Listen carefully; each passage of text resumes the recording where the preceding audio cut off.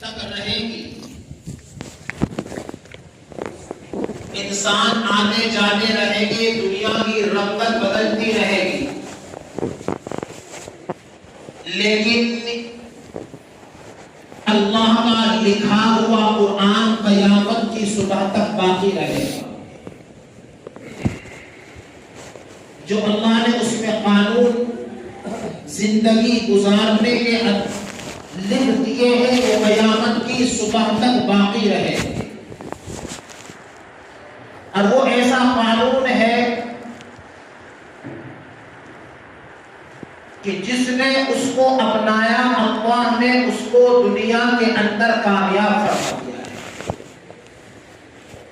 اور جس نے اس سے منہ موڑا ہے اللہ نے اس کو منہ کے بل زمین کے اندر دھسا دیا ہے.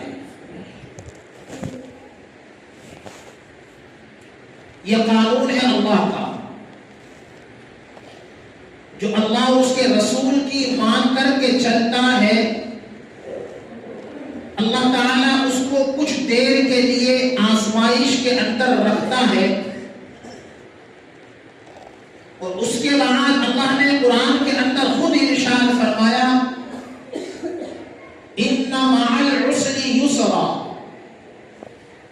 کہ ہر تنگی کے بعد اللہ نے فراخی دی ہے اور راستے کھولے ہیں.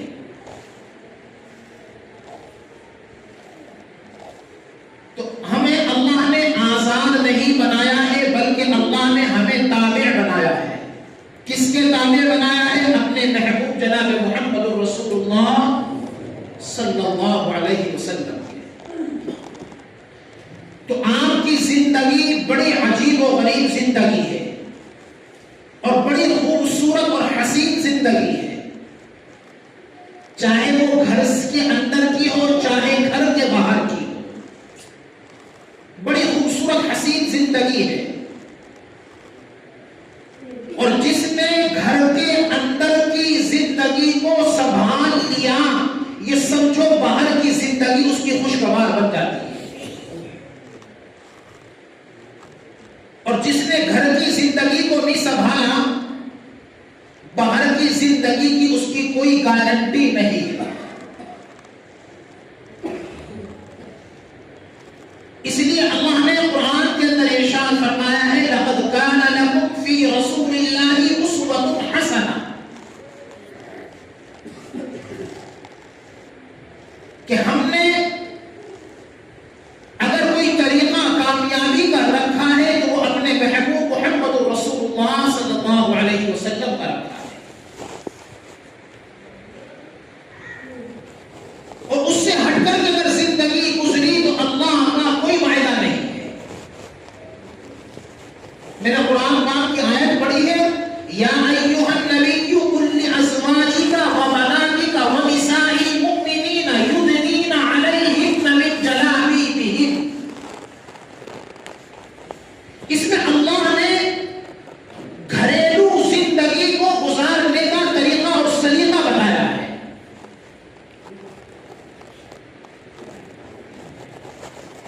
جب یہ آیت مبارکہ نازل ہوئی تو فجر کی نماز کا وقت تھا.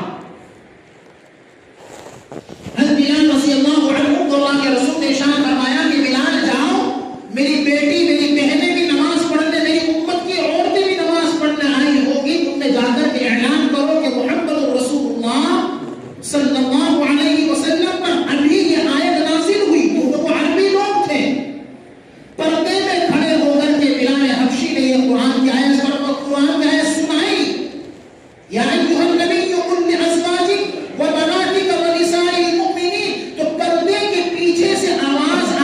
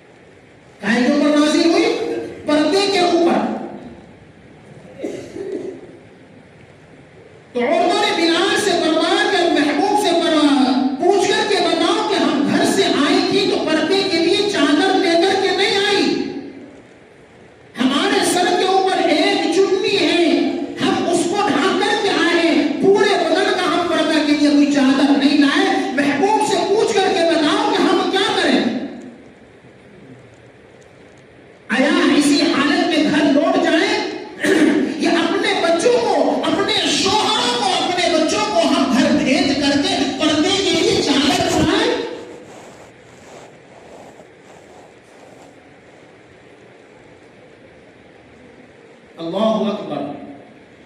ایک صحابیہ اللہ کے رسول علیہ السلام کے پاس تشریف لائی, فرمایا کہ یا رسول اللہ دعا فرما دے, مجھے مرغی کا دوڑا پڑتا ہے. کہاں کا دوڑا پڑتا ہے؟ مرغی. اور جب مرغی آتی ہے تو آدمی زمین کے اوپر لوٹ پوٹ ہو جاتا ہے, اس کو ہوش نہیں رہتا.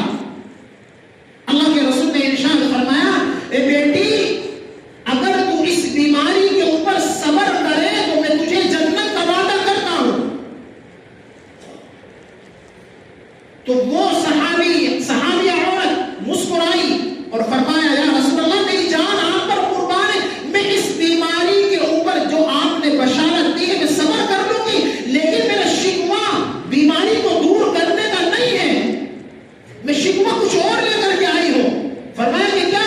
فرمایا کہ یا رسول اللہ جب مجھے مرغی آتی ہے تو مجھے اپنا ہوش نہیں رہتا ہے, میں زمین پر لوٹ پوٹ ہو جاتی ہوں, تو میرے بدن کا حصہ جو ڈھکنے کے قابل ہے وہ کھل جاتا ہے, پردے کے اندر نہیں رہتی ہوں, میں بے پردگی کی حالت میں آ جاتی ہوں. اللہ کے رسول میں مرغی سے اس لیے بچنا چاہتی ہوں کہ جس بیماری سے بے پردگی ہو رہی ہے اللہ کے رسول اس بیماری کا ختم ہونا ہی بہتر ہے. اللہ کے رسول نے ارشاد فرمایا بیٹی میں اللہ سے دعا کرتا ہوں کہ اللہ تیری بیماری کے اندر تجھے اتنا شعور دے دے گا کہ تو پردے کے اوپر محفوظ رکھ سکتی ہے. صحابیہ نے فرمایا کہ یا رسول اللہ میرے ماں باپ آپ پر قربان ہو, اگر آپ کی دعا تو قبول ہونے والی اللہ اس کو قبول کرنے سے نہیں روک سکتا ہے. اگر اس بیماری کے اندر میں بے پردہ نہیں ہو سکتی ہے تو میں اللہ کے رسول اس بیماری کو میں قبول کرنے کے لیے تیار ہوں.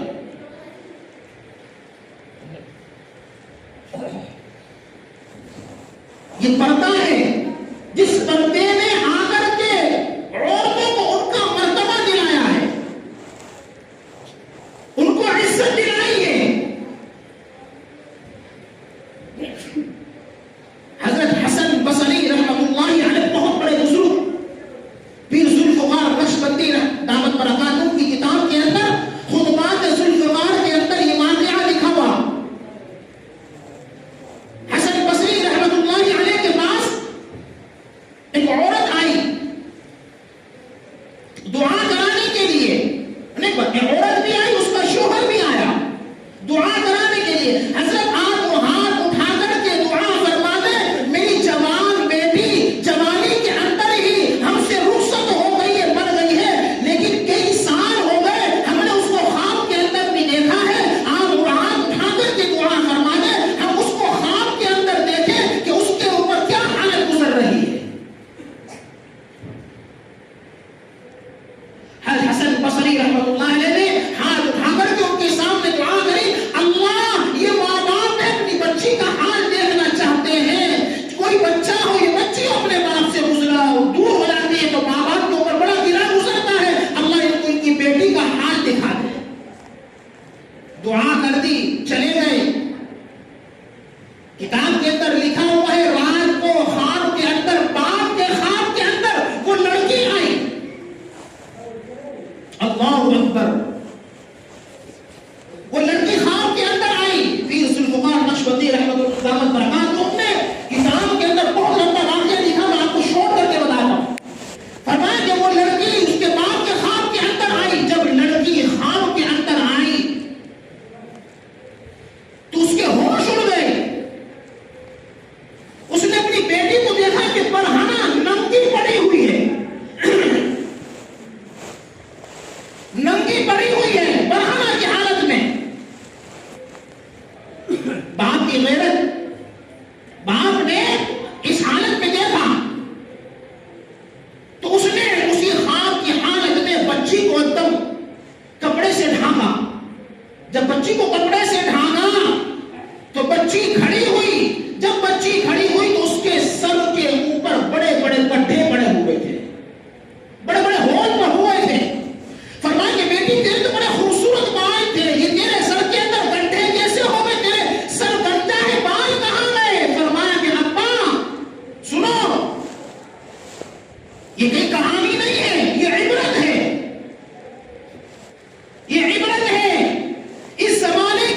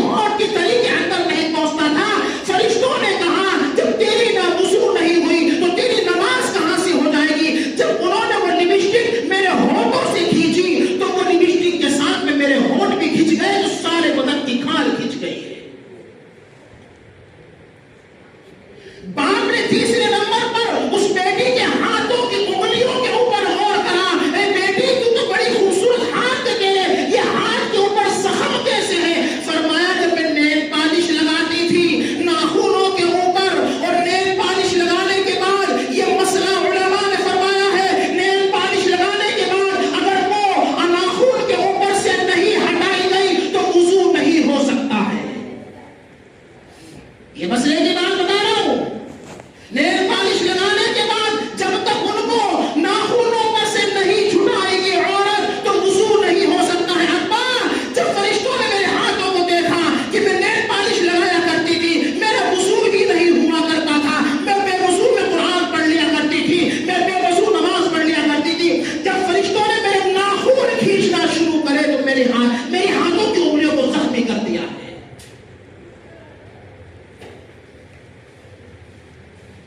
ہم نے اپنی بچیوں کو آزاد کر دیا, اپنی بچیوں کو بیٹیوں کو آزاد کر دیا.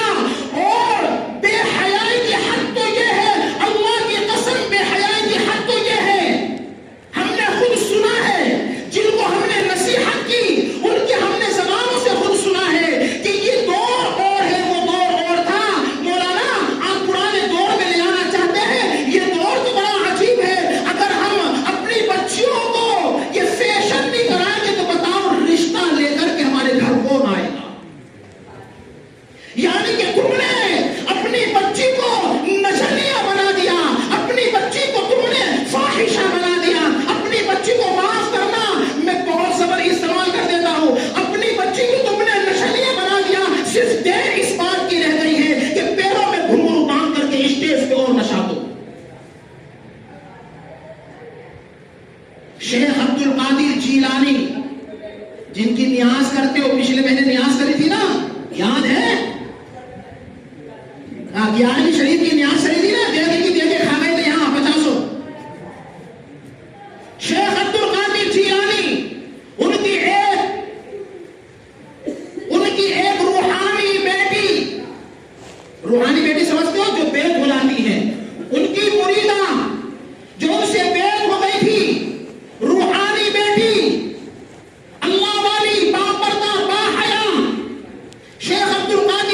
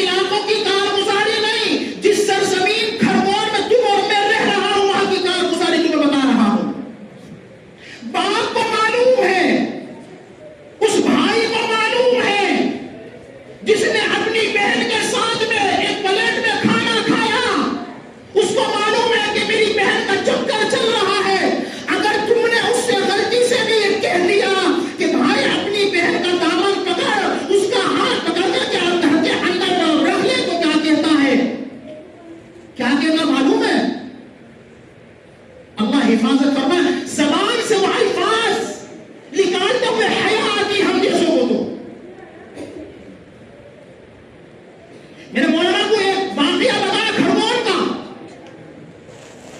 کا 4 ساتھی میرے ساتھ میں گئے اور میں اس کے بعد سے ملا اور بیٹی کو میں نے ویڈیو دکھائی کہ تیری بیٹی کی یہ ویڈیو ہے، اس بیٹی کو گھر کے اندر روک کر کے رکھ ورنہ تیری عزت کا جنازہ نکال دے گی۔ اس باپ کا جواب سنو، اس باپ نے اپنی بیٹی کو سامنے بٹھا کر کے کہا کہ مولانا یہ میری بیٹی کالج کے اندر پڑھتی ہے، اس کے یار دوست کے فرینڈ تو ہو گئے، اب یہ اس کے ساتھ میں گھوم رہی، اس کا گناہ کیا ہے؟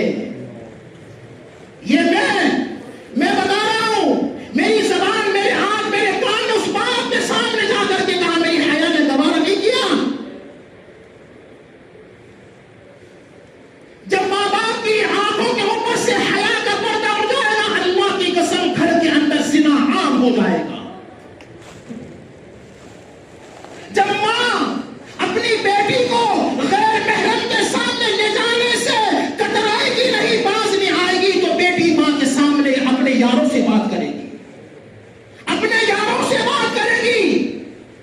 کیوں؟ پھر میں ایک کڑک الفاظ کہنے جا رہا ہوں، معاف کرنا، کیوں کہ جس کو بھاڑ کھانے کی عادت لگ جاتی ہے اس کو عزت کا کوئی خبر نہیں ہوتی ہے۔ معاف کرنا، میں تلخ الفاظ کہہ دیتا ہوں،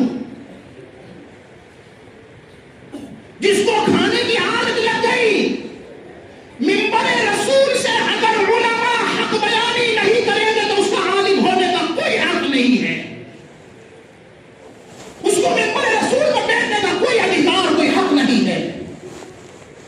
میرا یہ ماننا ہے، جس عالم نے مقتدیوں کے ڈر سے محلے والوں کے ڈر سے حق بیانی کرنا چھوڑ دی، اس کو عالم کہنے کا حق کوئی نہیں ہے۔ اگر میرے سامنے میرے محلے کے اندر بچیاں بک رہی ہیں، بچیاں بگڑ رہی ہیں اور میری آنکھ دیکھ رہی ہے اور میں خاموش ہو کر کے جس نبوت والے علم کا اللہ نے مجھے وارث بنایا ہے، میں نہ کہہ سکوں تو مجھے منبر یا کرسی پر بیٹھنے کا کوئی ادھیکار نہیں ہے۔ حق بیانی کرنا علماء حق کا معاملہ ہے۔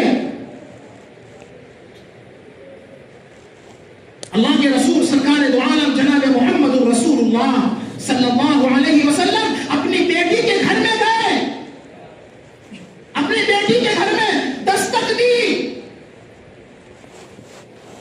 اپنی بیٹی کے گھر میں جانے کے لیے دستک دے رہے، اس سود پہ رقم لینے والے وہ تمہارے یار لگتے ہیں، جو کیا کہتے ہیں اس کو، وہ گھر گھر میں سود بانٹتے ہیں، ظالم طریقے، سمولون، ان کو گھر میں بٹھا کر کے مائیں بہنیں ان کے سامنے بے حجابانہ آتی ہے، اور کون سا رشتہ ہے اس ظالم سے تیرا؟ میرے لوگوں نے آج سے 7 سال پہلے بلال مسجد کے اطراف سے ان کو بھگایا تھا اور ان عورتوں کا پیچھا کیا تھا جو بس میں بیٹھ کر کے ان اپنے یاروں کے ساتھ میں بھوپال گئی تھی۔ میں کہہ رہا میں نے ان کا پیچھا کیا تھا، ان کے ساتھ میں کیا کیا معاملات پیش آئے، الامان الحفیظ اللہ کے گھر میں کہتے ہوئے بھی حیا محسوس ہوتی ہے۔ اللہ کے رسول نے ارشاد فرمایا کہ تیری اگر پائزیب گھنگرو والی ہے اور تیری گھنگرو کی وجہ سے چلنے میں اگر کوئی آدمی تیری طرف متوجہ ہوتا ہے تو اس آدمی کی غلطی نہیں ہے، دعوت زنا کی تو نے دی ہے۔ تیری خوشبو تو نے لگا کر کے گھر سے باہر کہیں فنکشن میں جا رہی ہے، کہیں دعوت ولیمے میں جا رہی ہے، کہیں بارات میں جا رہی ہے، اگر تو نے خوشبو اس قدر لگا رکھی، حالانکہ عورت کو خوشبو لگانے کی شریعت کے اندر اجازت نہیں ہے سوائے اس عورت کو جس کی شادی ہو گئی اپنے شوہر کے لیے، خوشبو لگانے کی اجازت نہیں، کپڑے پہنے گی یہاں تک کہ بال بکھیرے گی کسی جن آ رہا ہے کوئی، اور خوشبو لگائے گی، جس راستے سے نکل گئے 10 منٹ تک اس میں خوشبو آئے گی۔ اللہ کی قسم، اللہ کے رسول نے فرمایا اگر تو نے اپنی حالت ایسی بنا لی کہ تو چلے گی لوگ تیری طرف متوجہ ہوں گے تو یاد رکھنا قصوروار تو ہے، وہ مرد نہیں ہے جو تو نے اپنی طرف کو متوجہ کیا ہے۔ بچوں کو پڑھاؤ لکھاؤ، اللہ نے تمہیں طاقت دی ہے پیسوں کی تو پڑھاؤ، ہم انکار نہیں کرتے ہیں، ان کو ڈاکٹر بھی بناؤ، ان کو وکیل بھی بناؤ، ہم انکار نہیں کرتے، لیکن تم ان کا بیک گراؤنڈ کو تو دیکھو، تمہاری بچی صبح 7 بجے نکل جاتی ہے گھر سے، یہاں سے ڈھاٹا باندھ کر کے نکلتی ہے، تمہارے سامنے وہ نقاب پہن کر کے نکلتی ہے، جہاں وہ محلے سے الگ ہوئی جا کر کے اور اس کو کوئی نہیں دیکھ رہا، اس کا نقاب بھی اتر گیا، اس کا ڈھاٹا بھی اتر گیا، وہ کس کے ساتھ میں موٹر سائیکل پہ بیٹھ کر کے جا رہی ہے، کس کو فون کر کے بلا رہی ہے، تم نے کبھی اس کے بیک گراؤنڈ کو چیک کیا؟ پھر کہتے مولوی صاحب ہندی انگلش پڑھنے کو منع کرتے ہیں کہ ہم اپنی بچیوں کو مت پڑھاؤ، اور ہم ہندی انگلش پڑھنے کے ذرہ برابر بھی مخالف نہیں ہے، وہ کم سے کم اتنا علم تو سکھا دو کہ وہ تمہارے بعد اپنی عزت کو پامال نہ کر پائے، اپنی عزت کو باقی رکھے۔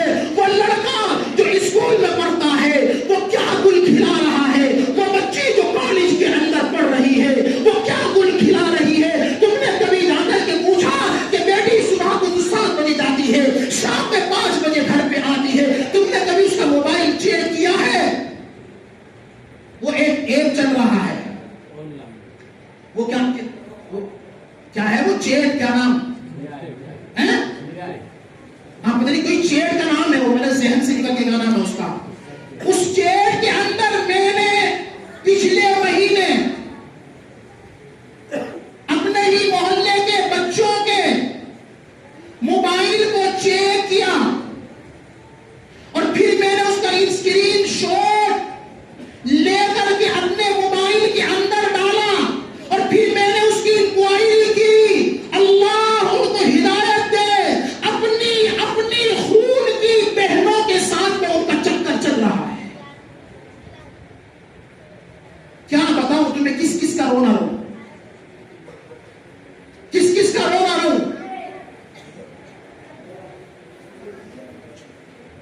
اتنی آزادی کہ ہمارے پردے ہی اٹھ گئے، اتنی آزادی کہ محمد رسول اللہ کا طریقہ ہی بھول گئے، اتنی آزادی کہ قرآن کی تعلیم کو بھی پیچھے ڈال دیا، اتنی آزادی کہ محمد رسول اللہ کے طریقوں کو ہم نے پیروں کے اندر رول دیا۔ وہ محمد اپنی بیٹی کے گھر میں جاتا ہے، دستک دیتا ہے اور سکول کو گھر میں بلا کر کے ان سے سامنے بات کرنے والیوں وہ گھر میں جا کر کے دستک دے رہے ہیں۔ بیٹی نے اندر سے کہا کون ہے میرے گھر کے اوپر؟ فرمایا کہ میں تیرا باپ محمد ہوں۔ فرمایا ابا جان گھر میں آنے سے پہلے یہ کملی جو آپ نے اپنے کاندھے کے اوپر ڈالی ہوئی ہے پہلے گھر کے اندر اس کو ڈال دیجئے۔ اللہ کے رسول نے وہ چادر گھر کے اندر پھینکی، بیٹی نے پھر اندر سے کہا کہ ابا آپ گھر کے اندر آ جائیے۔ جب اللہ کے رسول گھر کے اندر تشریف لے گئے تو بیٹی کو بلایا اور بلا کر کے اپنے پاس بٹھایا اور فرمایا بیٹی میں روزانہ تیرے گھر میں آتا ہوں، کبھی تو نے مجھ سے چادر نہیں مانگی، آج چادر کیوں مانگی ہے؟ فرمایا ابا جان آج تیری بیٹی فاطمہ کے گھر میں اتنا کپڑا نہیں ہے کہ وہ اپنا پورا بدن چھپا کر کے تیرے سامنے باحیا آ سکتی ہو۔ وہ محمد جس کو اللہ نے ارشاد فرمایا تھا تو اگر حکم کرے تو 7 زمینوں کو سونا بنا دوں گا، مکہ کے پہاڑوں کو سونا بنا کر کے تیرے ساتھ میں چلا دوں گا۔ وہ محمد کا گھر دیکھو اور رونے لگی۔ اللہ کے رسول نے اپنے پاس بٹھا کر کے سینے سے اس کو ان کا فاطمہ کا چہرہ لگایا، بیٹی گھبراتی کیوں ہے، کیا بات ہے؟ فرمایا ابا پہلے تو بھوک تھی، 8 دن گزر جاتے ہیں، پانی پر بسر کرتی ہوں، اب تو بیماری نے بھی گھر کے اندر ڈیرا ڈال لیا ہے، دوائی دارو کے لیے پیسہ نہیں ہے، اتنے میں عصر کی اور ظہر کی اذان ہو جاتی ہے۔ ظہر کی اذان سن کر کے بیٹی فاطمہ باوضو رہتی تھی، کھڑی ہوئی نماز پڑھنے کے لیے دھڑام سے نیچے جا کر کے گری، باپ نے اٹھایا، پاس بٹھایا، فرمایا بیٹی